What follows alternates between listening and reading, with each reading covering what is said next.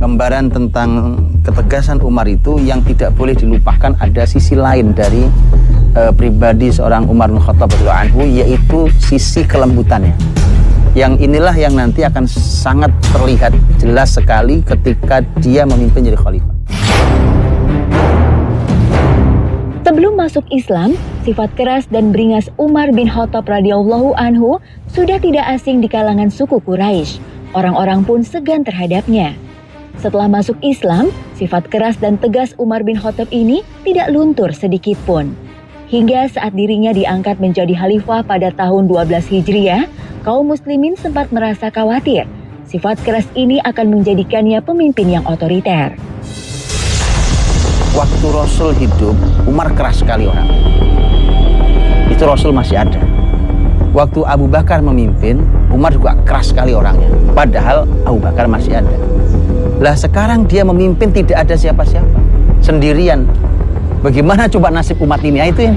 Jadi betapa umat ini betul takut saat itu pada Umar. Dan itu sebenarnya wajar. Yang menarik adalah jawaban Umar. Jawaban Umar luar biasa. Dia mengatakan alhamdulillah allazi mala'a qulubahum khaufan minni wa mala'a qalbi rahmatan bihi. Segala puji bagi Allah yang memenuhi hati mereka dengan rasa takut pada saya, tapi memenuhi hati saya rasa kasih pada mereka.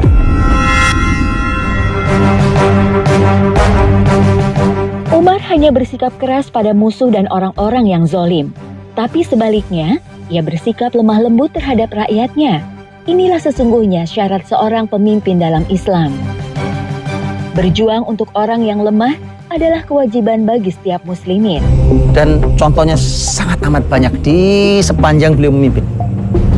Contohnya, Umar radhiyallahu anhu pernah tuh suatu hari di Madinah. Ini diriwayatkan oleh Imam Al-Baihaqi dalam As-Sunan Al-Kubra. Itu beliau megang kupingnya gitu. Kemudian dia berteriak, ya labbaikah, ya labbaik. Dia kata labbaik sebenarnya, ya labbaikah, ya labbaikah. Di belakangnya itu menunjukkan kesedihan. Labbaik itu kan artinya saya penuhi panggilan gitu. Ya labbaikah, ya labbaikah. Orang-orang heran, Umar, ngapa itu Umar gitu?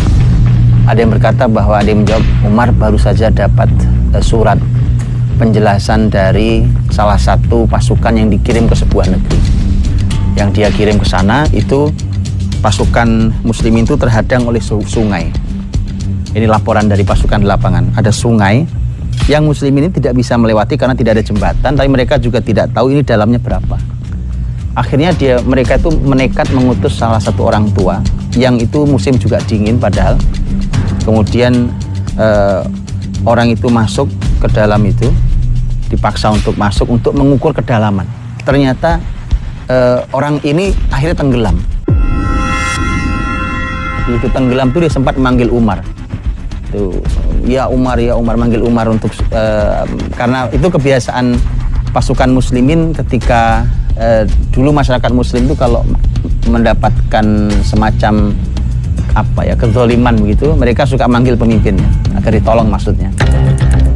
Maka kemudian begitu pasukan itu kembali ke Madinah membawa kemenangan dan ghanimah harta yang sangat banyak, kemudian ditegur oleh Umar. Umar mengatakan, apa kabar orang tua yang kalian bunuh itu? Bahasanya seperti itu. Kemudian mereka bilang, lah kami itu sebenarnya tidak membunuh, tidak berniat membunuh, kami begini. Kemudian bahkan mereka mengatakan bahwa ini kami bawa kemenangan ya, ini kami banyak sekali yang bawa ghanimah. Umar mengatakan, demi Allah, satu nyawa muslim lebih saya sukai, lebih saya cintai, lebih saya jaga dibandingkan kalian membawa semua harta ini. Jadi itulah pemimpin. Jadi tidak ada pemimpin berani mengorbankan nyawa, apalagi dia nyawa seorang muslim. Tidak bisa ditukar dengan harta apapun, sama sekali. Kisah kelembutan Umar bin Khattab selanjutnya diriwayatkan oleh Imam Bukhari. Suatu hari seorang wanita mendatangi Umar bin Khattab yang sedang berada di pasar. Wanita tersebut mengeluh bahwa ia seorang janda dari muslimin yang terlibat dalam perjanjian Hudaibiyah.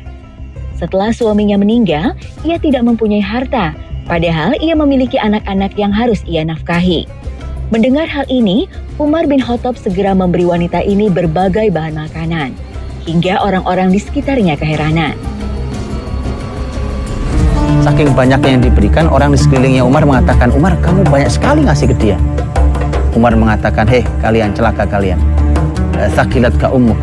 Ini ungkapan teguran. Dulu yang berjuang bapaknya dia. Kita ini tinggal menikmati hasilnya. Jadi kalau saya berikan ini tuh nggak ada artinya.